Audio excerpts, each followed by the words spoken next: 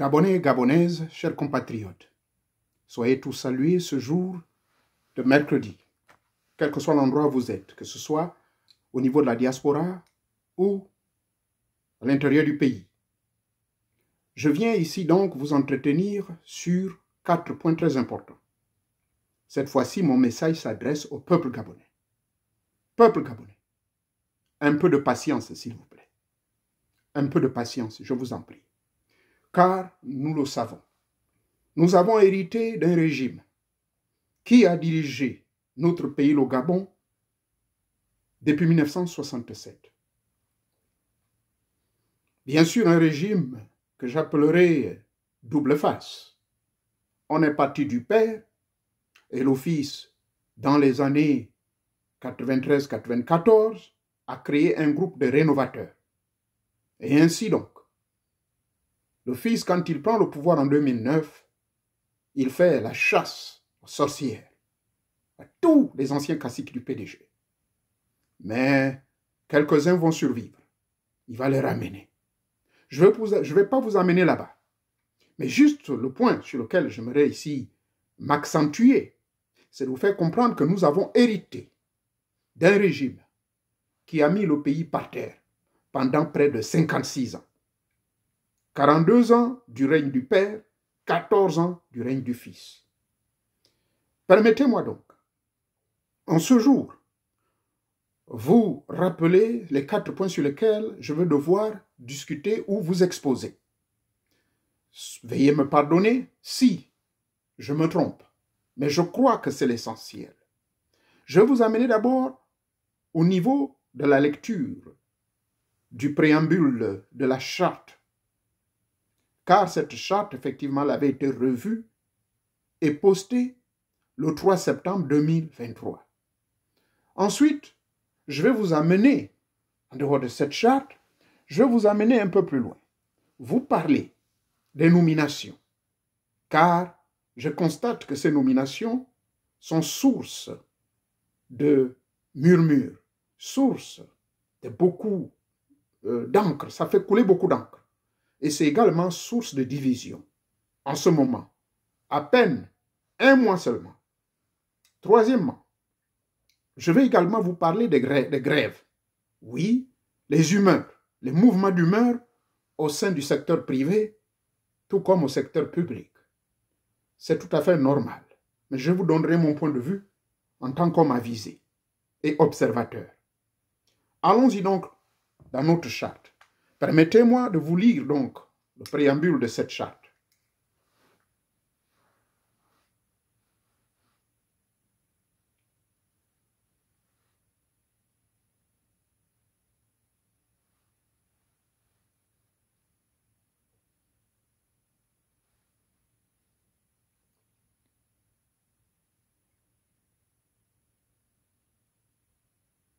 Charte de la transition révisée de la République gabonaise.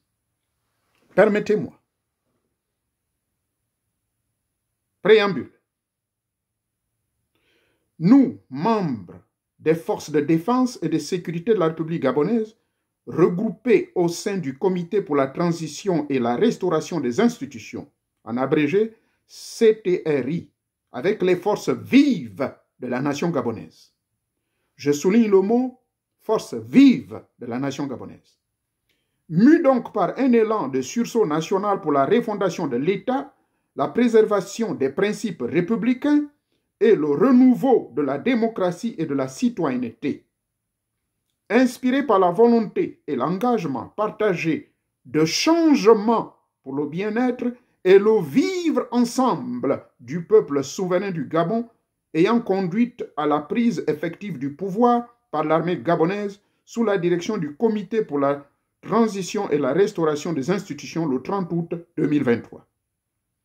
Considérant l'adhésion populaire qui en est résultée, considérant les conclusions des concertations nationales inclusives tenues à Libreville au Palais de Rénovation avec les représentants des partis politiques, des organisations de la société civile, des confessions religieuses, des coordinations régionales, des organisations des femmes et des jeunes, des Gabonais de l'étranger, des centrales et fédérations syndicales du secteur informel, des organisations nationales, des organisations et ordres socio-professionnels, des chambres consulaires, des organismes de presse et de toutes les autres forces vives de la nation.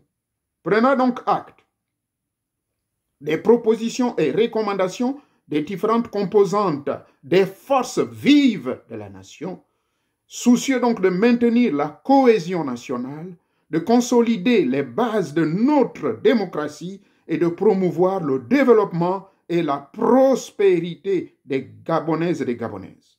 Reconnaissant que les crises politiques et sociales cycliques, les détournements des fonds publics qui ont affligé la République gabonaise avant et après le changement de la Constitution et de la loi électorale et des résultats tronqués de l'élection du 26 août 2023 pour favoriser un troisième mandat du président Ali Bongo Ondimba, ont donc fissuré l'unité nationale et décrédibilisé les institutions et finalement ralenti le développement du pays.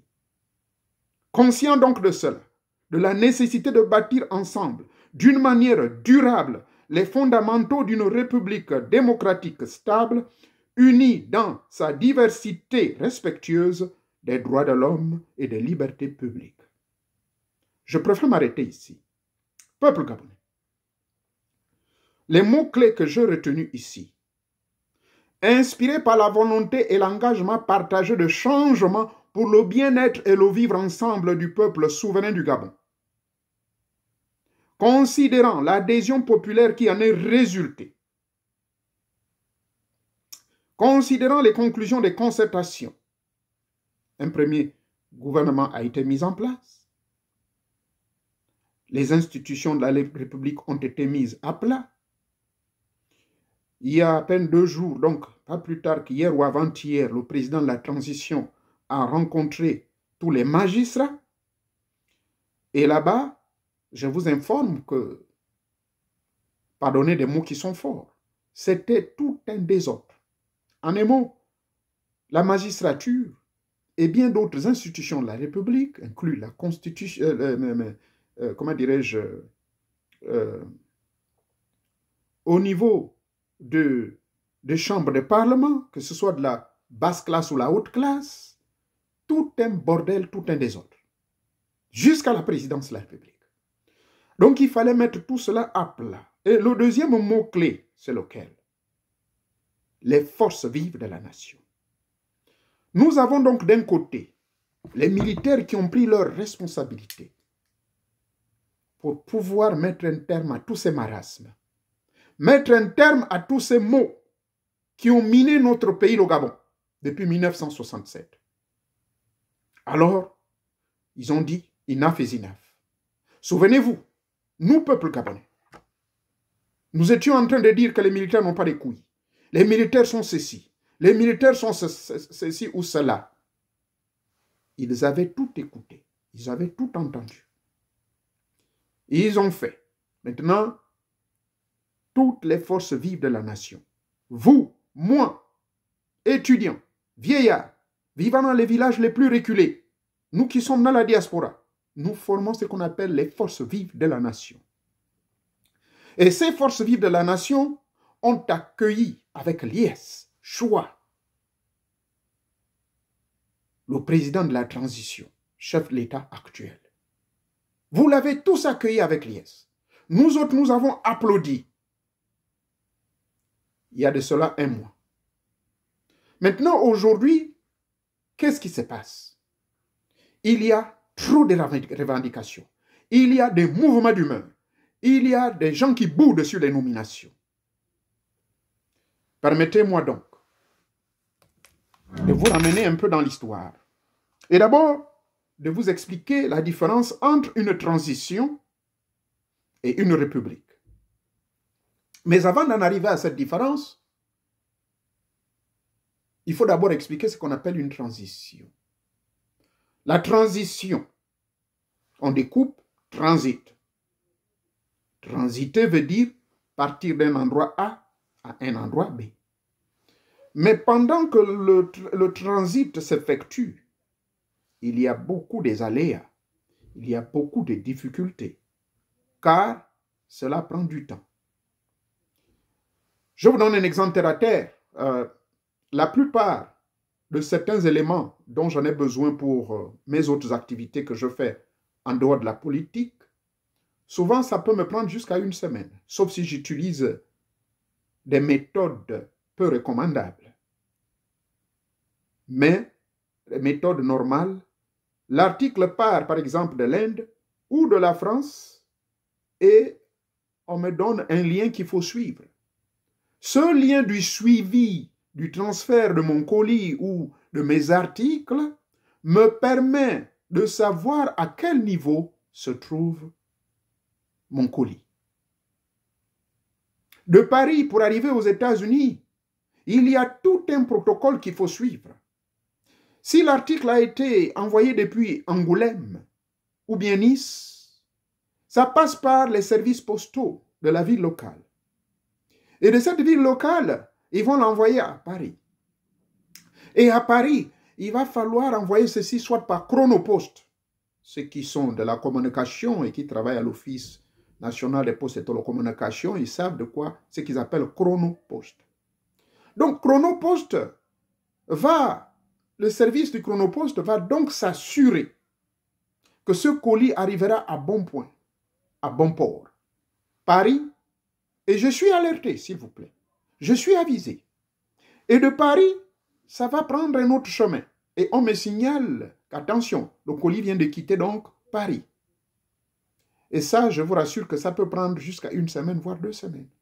Le temps que ça prendra, mais j'ai l'espoir que je vais recevoir mon colis. Mais que si ce colis, je ne le reçois pas, ben je sais. Et ce fut un cas où mon colis n'était pas arrivé. Ils étaient obligés d'envoyer un autre colis pour s'assurer à la fin que je suis satisfait. Ça arrive à New York.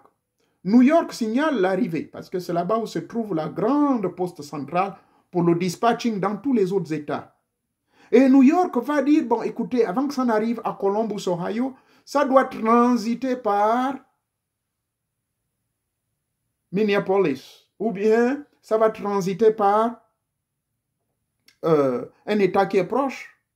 Et souvent, l'État proche, ici, c'est soit dans le Maine ou bien Indiana. Et là, on m'informe que celui qui va amener le colis au niveau de votre ville finale, la destination finale, c'est UPS. Et UPS m'informe que, attention, votre colis est arrivé dans votre État de l'Ohio, mais se trouve en ce moment au grand bureau central. Dieu merci que je suis à la capitale de Columbus, alors le colis est là. Et imaginez-vous que si je suis là-bas encore à l'autre petite ville où j'ai ma maison, au niveau de Dayton, eh bien ça passe d'abord par ici. Tout ceci pour vous dire quoi? Une transition, c'est quoi? C'est partir d'un point à un autre, mais tout en traversant certaines épreuves, certaines étapes.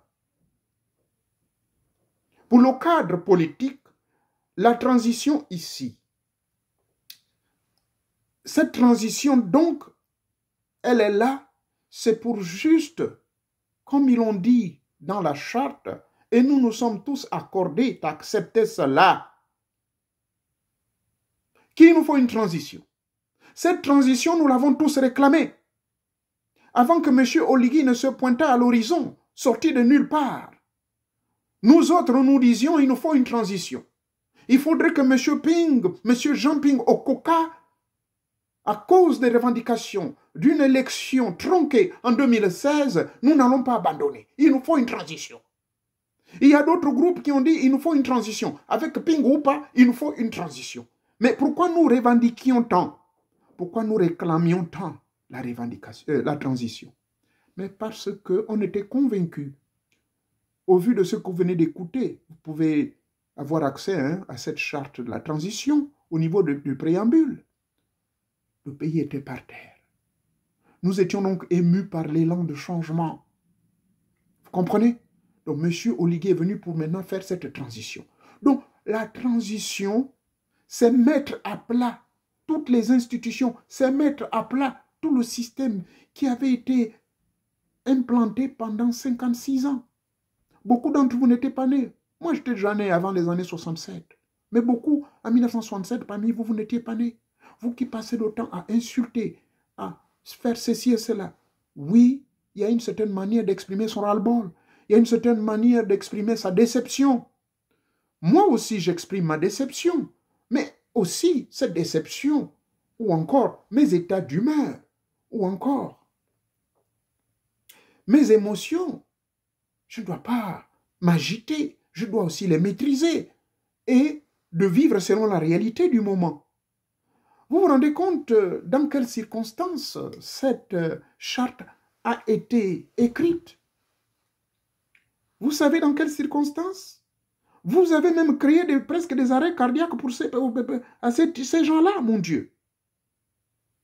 Nous tenons à souligner que toute erreur, omission ou vacuité contenue dans cette charte, la transition publiée dans le journal officiel le 4 septembre 2023, ne doit pas être mise sur le compte de l'incompétence, mais c'est tout simplement sur le compte de la précipitation, vu le contexte particulièrement difficile. Et voici le contexte particulièrement difficile. On nous parle de quoi? Je vais commencer par les nominations. Le gouvernement de M. Ndonsima, chef du gouvernement, premier ministre, nous voulions qu'il y ait un gouvernement en place. Parce que l'ancien gouvernement a été mis à plat. La Constitution, l'ancienne présidente de la Cour constitutionnelle avait été mise à plat. La Haute Chambre, Cour de cassation, Cour de ceci, tout était mis à plat.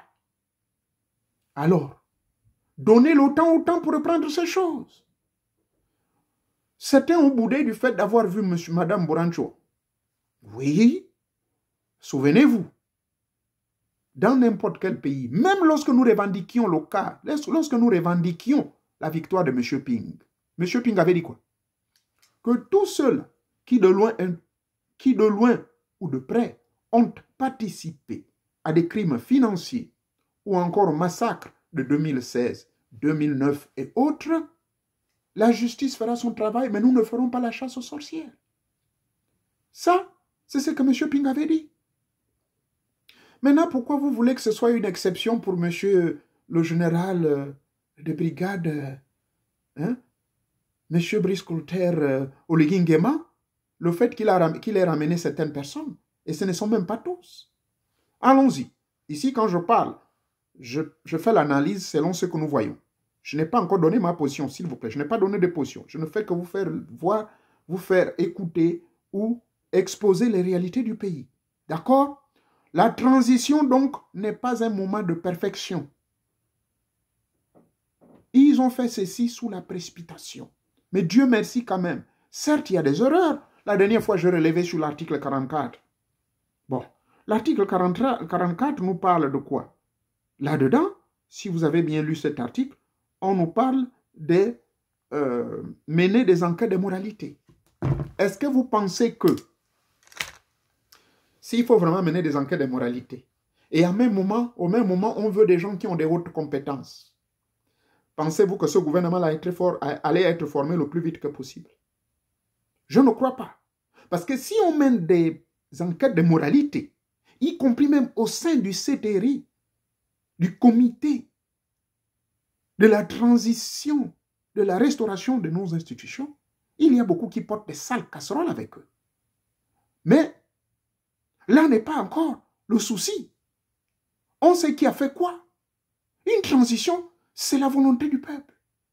C'est tout le monde. Certes, ce sont les militaires qui sont les pilotes.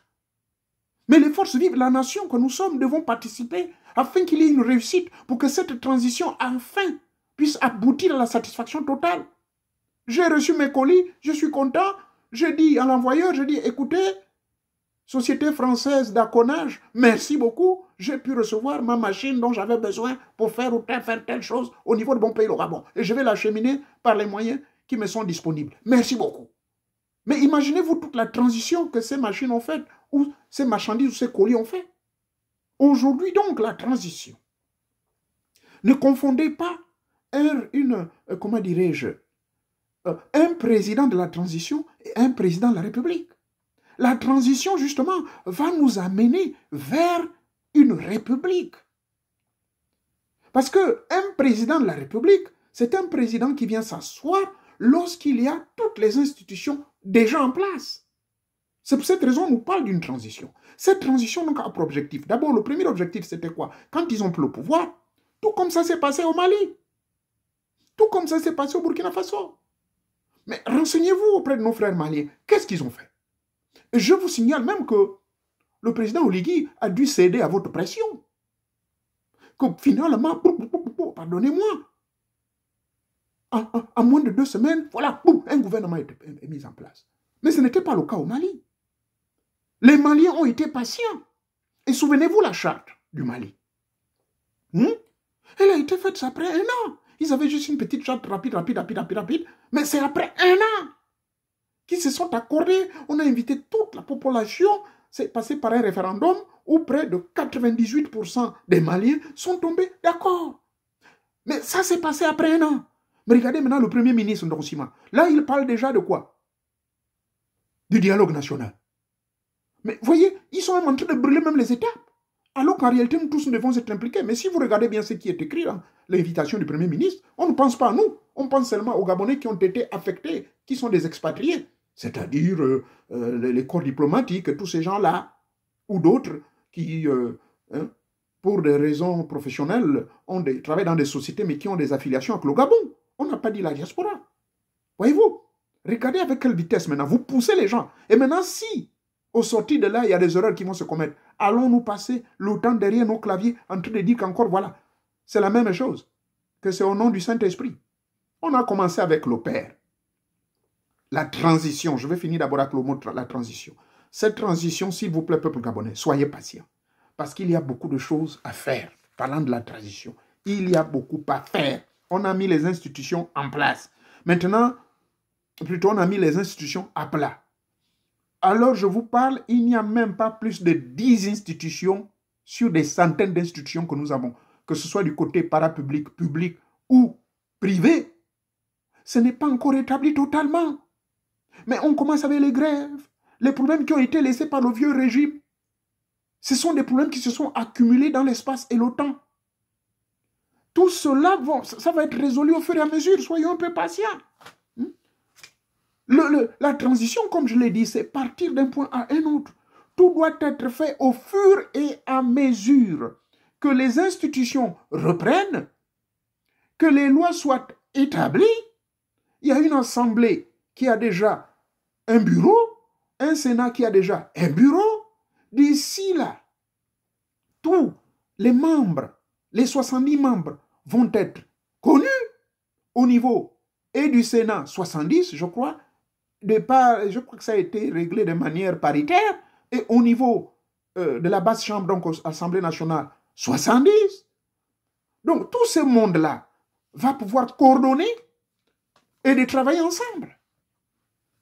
Voyez-vous? Mais non, il y a un problème où on dit oui, mais ce sont les mêmes qui reviennent. Mais comment voulez-vous qu'on va travailler avec les mêmes? Mais écoutez, moi quand j'ai raisonné ainsi, rassurez-vous, je murmurais comme cela. Mais quand j'ai examiné la charte, mais les forces vives de la nation, c'est qui? C'est tout le monde. Mais rassurez-vous que sur les nominations, on a dit oui, les mêmes qui font partie de ceux qui ont été écroués et qui ont été mis sous surveillance judiciaire.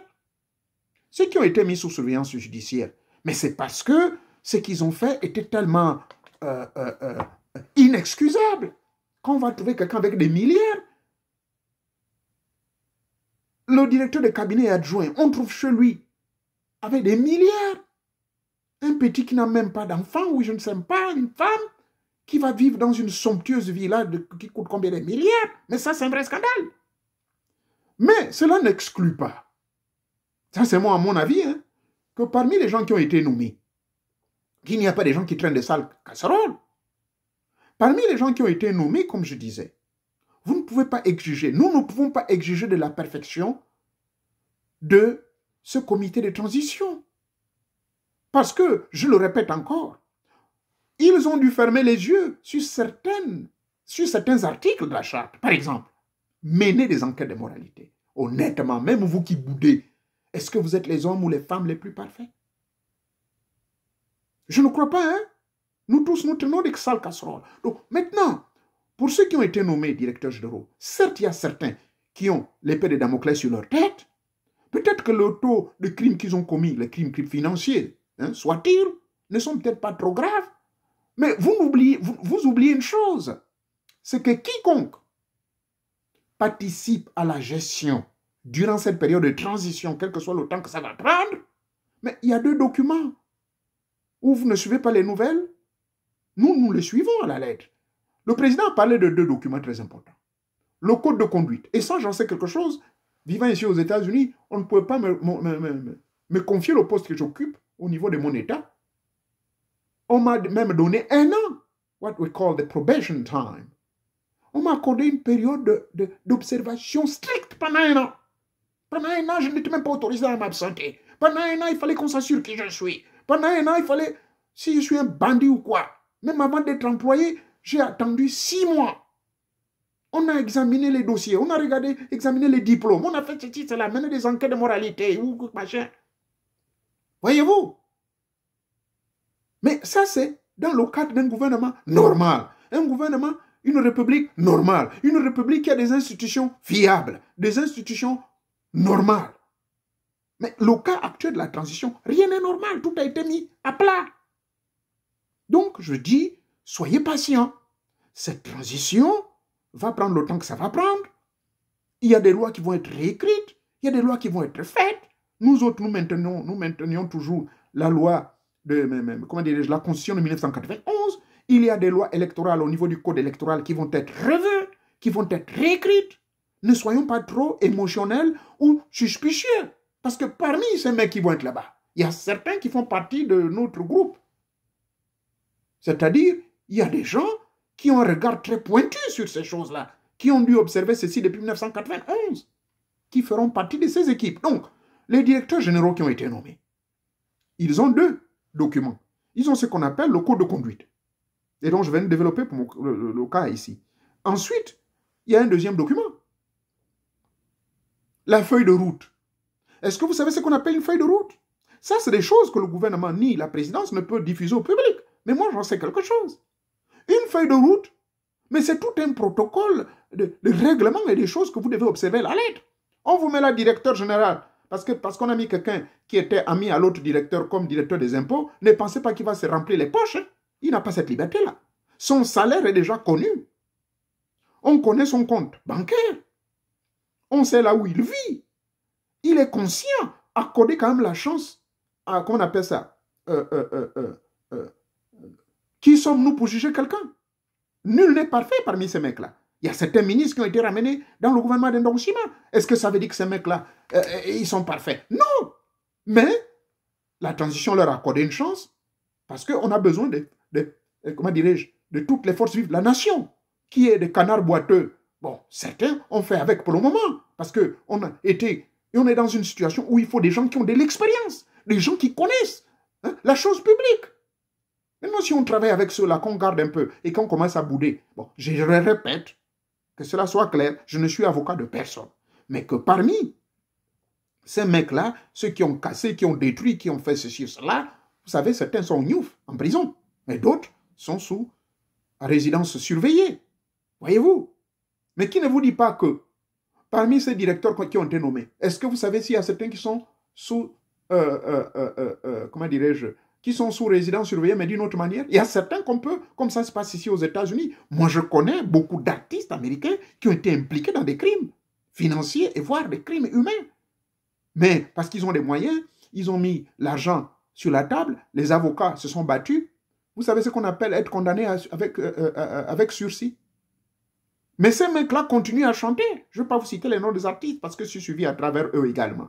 Certains continuent à faire leur business, mais ils ont ce qu'on appelle des appareils électroniques qui les surveillent 24 sur 24. Qu'est-ce qui ne vous dit pas que parmi ces directeurs généraux, il y a certains qui ont ces appareils-là? Savez-vous que le Gabon est le 2e pays au niveau de toute l'Afrique en termes de services de renseignement les plus pointus? Donc, ceux-là, accordez-leur cette chance. Ils vont travailler. Maintenant, s'ils ont eu des déboires par le passé, avec le régime passé, et dont les services de renseignement, n'oubliez pas que l'un des anciens directeurs généraux, directeur de services de renseignement du Gabon, c'est notre actuel président de la transition. Il est entouré par des gars très futés, des jeunes qui connaissent. Comprenez? Si des gens, nous autres qui sommes ici, on est au courant, on sait ce qui se passe. Vous pensez qu'eux, ils n'ont pas la doc de ces mecs-là? On avait besoin des gens qui ont de l'expérience. Donc, au niveau des nominations, mon point de vue est clair. Ils ont été, certains qui ont fait le pire ont été écroués, assignés à résidence surveillée ou sous surveillance judiciaire. Maintenant, ceux-là qui sont encore là, rassurez-vous, ils ont deux documents très importants où il y a la traçabilité de tout ce qu'ils font. Le mot-clé, traçabilité. Que ce soit le ministre du Sport, que ce soit le ministre Leclerc, qu'on appelle ça, de l'enseignement, de l'éducation nationale, n'importe quel ministre, même les nouveaux venus, rassurez-vous, ils sont traqués. Ça, je peux vous le dire à 100% et je sais de quoi je parle. C'est comme ça se passe quand on fait une transition. On ne met pas n'importe quel tocard. Même s'il était dans l'ancien régime, rassurez-vous, ils sont traqués. Car ils ont deux documents. Les mecs, nos militaires, quand ils ont créé ce comité-là, vous pensez qu'ils étaient quoi? Mais c'est des cerveaux. Beaucoup, certains parmi eux, c'est des gens qui ont des doctorats, des gars qui ont des masters dans des domaines bien précis et qui ont de l'expérience dans, dans l'art militaire et dans le domaine. Parce qu'on n'est pas militaire forcément un tocard. Il y a des militaires qui étaient des chefs cuisiniers, il y a des militaires qui sont des ingénieurs en informatique, il y a des militaires qui sont des ingénieurs de ponts et chaussées. C'est pour cela qu'on a un service, un département qu'on appelle le génie civil au niveau de l'armée, de n'importe quel pays. Ici, nous avons ce qu'on appelle le National Guard. Le National Guard intervient quand nous avons des crises. Il y a le FEMA. Maintenant, le FEMA, c'est souvent le gars du National Guard qu'on amène. Ils sont formés pour faire face à toutes les crises du pays. Donc, les grèves, les nominations, on fait avec pour le moment. Et puis, deuxièmement, il y a eu des propositions. Ces propositions ont fait en sorte que, on a retenu ces noms-là. Maintenant, si vous avez des propositions, et le ministère de la fonction publique est obligé de travailler à 1000% à la vitesse supérieure.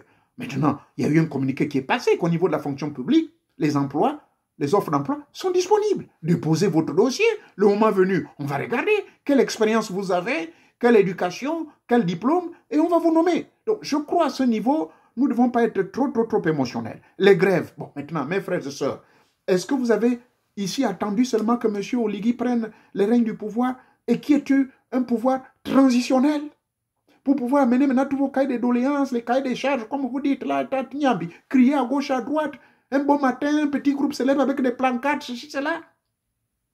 Arrêtez-moi ça.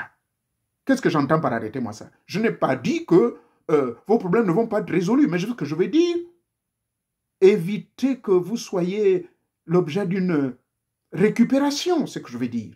Parce que les hommes avertis que nous sommes, on peut penser que c'est des récupérations politiques. C'est d'empêcher l'action de cette transition. N'oubliez pas que M. Oligui n'est pas président de la République gabonaise. Ça, je ne sais pas si vous le saviez.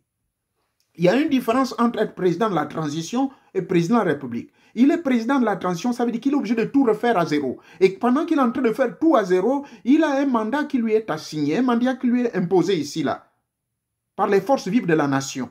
Et il le sait. Le pauvre Dieu seul sait s'il dort même 5 heures par jour, mon Dieu, alors qu'il devait dormir au moins 8 heures par jour. Vous mettez la pression. Alors, il le sait, d'accord, que son rôle en tant que président de la transition, chef de l'État, il doit pouvoir réveiller et reconstruire le pays, mais pas de construction de routes, pas de bâtiments, de construire des écoles, ou pas de ceci. Non. Il a un premier objectif. Est-ce que vous le suivez de près? On a parlé de la dette intérieure du Gabon. Savez-vous combien ça fait la dette intérieure? Ça, c'est des problèmes qu'il est en train de résoudre d'abord.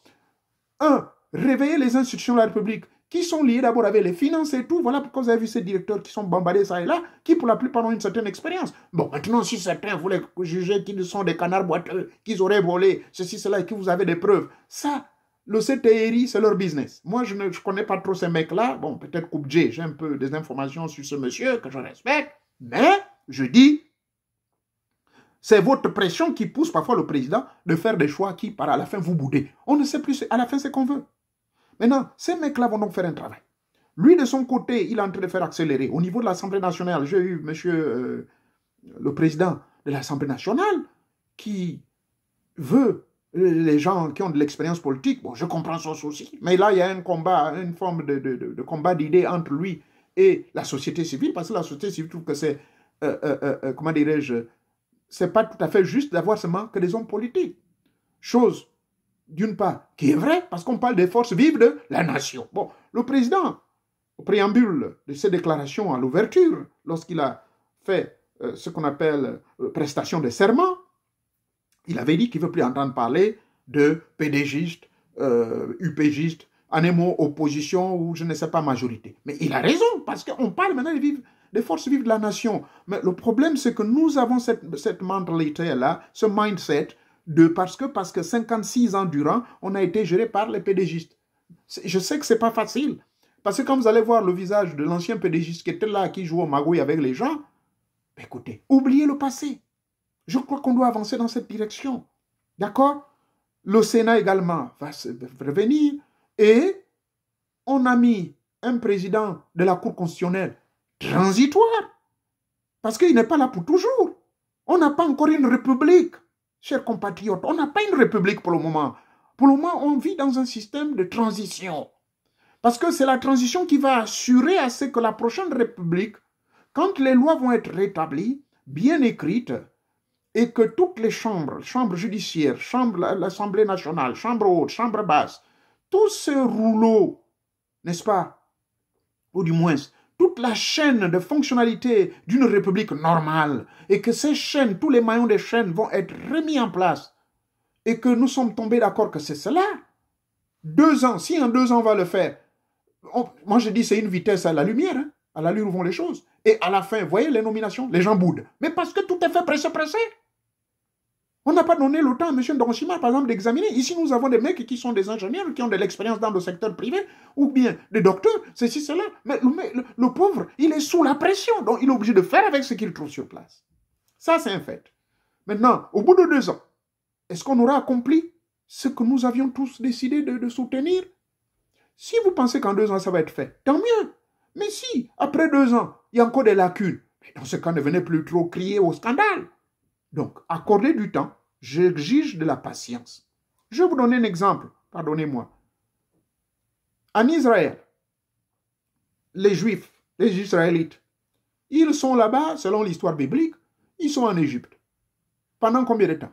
Si vous lisez le livre de Genèse, pendant 400 ans. Parce que le prophète, il était à la fois prophète, M. Abraham, le patriarche Abraham, on lui dira, ah, toi, ton peuple va être en esclavage quelque part pendant 400 ans.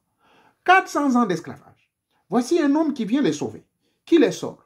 Même pas un mois, à peine seulement 40 jours dans le désert, les gens commencent à se plaindre. Oh, nous on était bien là-bas, on avait nos soupes, on vivait bien en Égypte. Mais Moïse dit, mais mon Dieu, franchement, le pauvre déjà, il était bègue, il ne parlait pas beaucoup.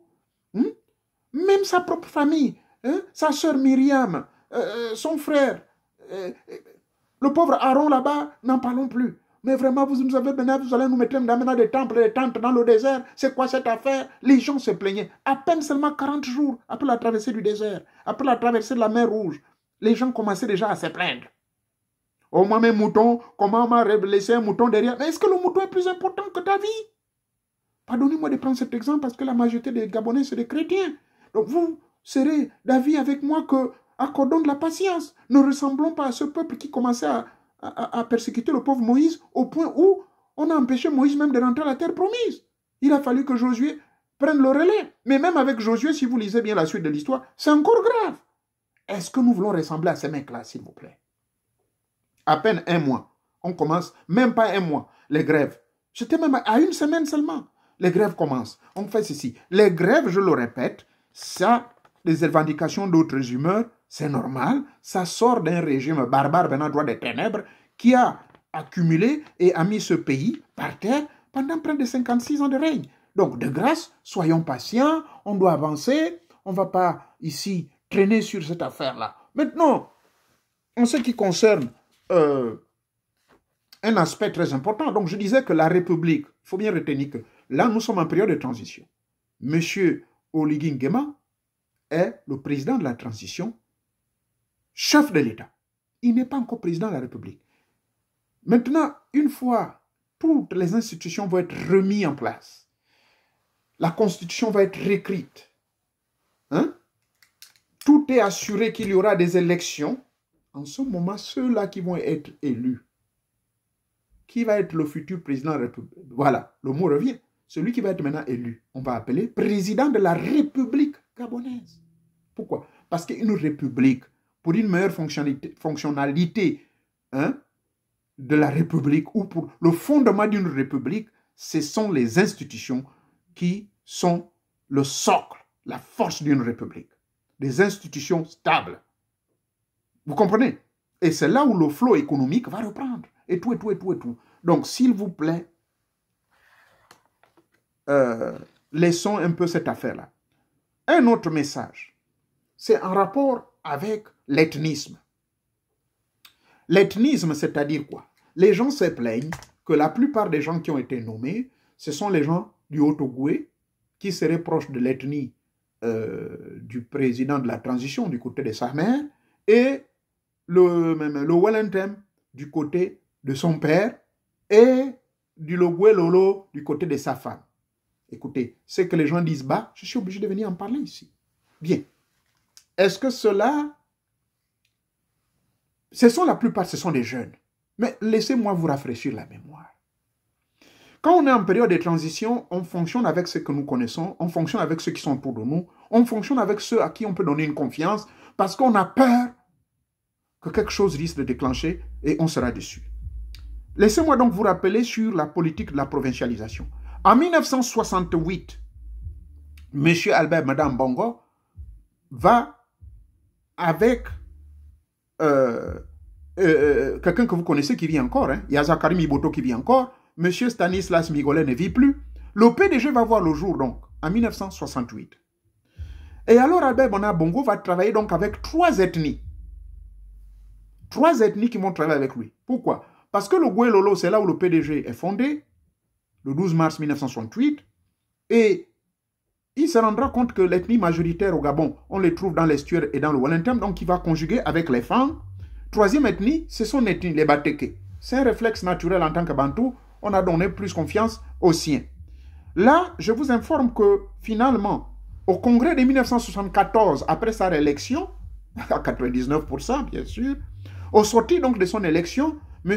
Omar Bongo Ndimba, Albert Benam Bongo Ndimba, parce qu'il devient Omar Bongo Ndimba après 1978. Donc, là, il y a un congrès du PDG. Au sorti donc de ce congrès du PDG, c'est là où la politique du PDG va finalement s'installer dans toutes les 9 provinces. Donc, depuis 1974 jusqu'en 2009, M. Omar Bongo Ndimba va faire tout le possible pour que toutes les 9 provinces du Gabon aient des représentants. Alors, soyez patients. Mais au début, M. Omar Bongo Ndimba avait commencé seulement avec 3 provinces. Parce que c'est des gens qui lui étaient proches. Quand il crée son PDG, c'est les gens de Logoué Lolo. C'est les frères Nzebi et autres. Donc, aujourd'hui, la transition, si le monsieur travaille avec ces 3 provinces, je le répète une fois de plus, envoyez vos résumés, au fur et à mesure, les choses vont changer. C'est une période de transition. Ça, c'est un réflexe humain naturel qu'on pense d'abord ceux qui sont autour de soi avant d'élargir. Et il a la pression, le timing, le temps est derrière ce monsieur. Une fois de plus, je ne suis pas son avocat, mais je raisonne selon l'histoire que je sais, l'expérience que j'ai de la politique gabonaise. Monsieur Omar Bongo, pour vous dire que monsieur Oligui n'est pas le seul. Omar Bongo, quand il a commencé, quand il a pris son pouvoir en 67, un an plus tard, le PDG est fondé, il n'y avait que 3 provinces. La preuve en est que les ministres qui ont mis plus de temps au gouvernement, les différents gouvernements d'Omar Bongo Ndimba, c'était des femmes. Et celui dont je garde un bon souvenir, c'est monsieur Léon Mebia. Vous comprenez? Donc, vraiment, de ce côté, soyez compréhensifs. Que la transition commence avec 3 ethnies, mais ça va être élargi à tout le monde. Et puis, ne soyez pas égoïstes, hein, vérifiez bien. Vérifiez bien. Hein. Moi, j'ai vu dedans quelques membres. Moi, j'ai vu un Onouvier là-dedans. J'ai vu une Mougala, donc une Echira aussi. Donc, c'est vrai que les postes clés, ce sont ces 3 provinces, mais ça ne doit pas être ça, une distraction. Surtout être trop dur comme ça, à peine seulement un mois. Maintenant, accordez quand même du temps. Normalement, la sagesse veut que vous lui accordez au moins entre 6 mois, voire 1 an. Et en ce moment, vous pouvez faire un diagnostic normal. À l'allure où vont les choses, moi je vous dis la vérité, je vais attendre au moins après 1 an. C'est là que je dirais oui, ah oui, vraiment, tu as tenu à ta parole. N'oubliez pas que directeurs généraux, ministres, ambassadeur, ou je ne sais trop qui, conseiller, député, sénateur, ces gens-là ont deux éléments, deux documents très importants. Le code de conduite, qui est très important, et la route, la feuille de route. Voilà ce que je tenais à partager avec vous pour ne pas trop parler, parce que je crois que j'ai atteint le temps qu'il me fallait. Il y a bien d'autres à vous rappeler. Juste retenir que, s'il vous plaît, soyons patients. Soyons patients. D'accord? Et la charte, je vous l'ai lu au préambule. Faites l'effort de rentrer en connexion. Je ne vais pas passer tout mon temps à lire ces articles-là. Vous pouvez télécharger. Et faisons le possible de faire passer la communication. Nous qui avons le privilège dans ce milieu-là, éduquons. Je suis venu ici pour éduquer, pour essayer d'informer qu'il y a une différence entre la transition et la République. Parce que la transition, c'est tout mettre à plat et commencer à reconstruire afin d'assurer une future bonne République. Parce que la bonne République, elle est fondée, le fondement de cette bonne République, ce sont les lois que nous allons écrire, ce sont, comment dirais-je, les codes électoraux, et surtout assurer une véritable démocratie et transparence pour les futures générations. C'est cela la transition. Donc pour le moment, on n'a pas encore une république. Et donc les grèves, les humeurs, l'ethnisme de ceci et cela, ça ce sont des réflexes humains normaux. Et que pour le moment, ça va se corriger. Vous verrez beaucoup de nous, il y aura d'autres entrées, il y aura des personnes, toutes les provinces vont être pensées. Mais soyez patients parce qu'Omar Bongo, à l'époque Albert Banan Bongo, il a attendu près de 8 ans pour faire en sorte que toutes les 9 provinces du Gabon soient représentées au sein du PDG. Bien sûr, on n'est plus au PDG, donc la transition a une durée bien déterminée. Ne l'en voulez pas, ne les en voulez pas. Ce sont les militaires, ils travaillent avec ceux qui sont autour d'eux. Et s'il vous plaît, il n'a pas empêché quelqu'un de faire des propositions. C'est pour cela que nous sommes ici, pour cette transition. Nous sommes et nous formons tous les forces vives de la nation. Traditionnalistes, hommes religieux, hommes politiques, nous tous, nous sommes impliqués. Car c'est cela les forces vives de la nation. Et je crois, sur ce, je sais qu'il y a des gens qui ne vont pas être d'accord. Soyez-en libres, c'est la démocratie. Je ne suis pas venu ici pour devenir l'avocat ou pour défendre qui que ce soit, mais parce que nous avons soutenu, nous avons accueilli avec beaucoup de joie l'arrivée de monsieur, comment dirais-je, le président de la transition, et que pour ce fait, nous avons donc ici à considérer, à reconsidérer nos positions, et resuivez ma vidéo du début à la fin. Pardonnez-moi, je ne voulais pas arriver à 1 heure, et que d'ici là, portez-vous bien. Vive le CTRI, vive la force vive de la nation, vive la République gabonaise, pour que vivent tous unis derrière le CTRI, malgré les erreurs. Continuons à avoir l'amour pour eux. J'ai suivi un micro-trottoir, on a commencé à dire que oh, c'est mauvais, c'est ceci, c'est cela, mais vous êtes les mêmes qui l'avaient embrassé. Maintenons cette chaleur, s'il vous plaît, malgré les imperfections. Parlez, adressez-vous à nous, on pourra venir dévoiler. Nous sommes là, il n'y a rien de tabou ici, et on avancera. Car eux aussi reconnaissent qu'il y a des erreurs, et nous allons toujours les secouer, et ils vont se rectifier. N'oubliez pas, nous sommes une période de crise. Nous sommes en période de crise. Et pour mettre fin à ces crises, c'est la transition qui est là. Merci beaucoup. D'ici là, portez-vous bien.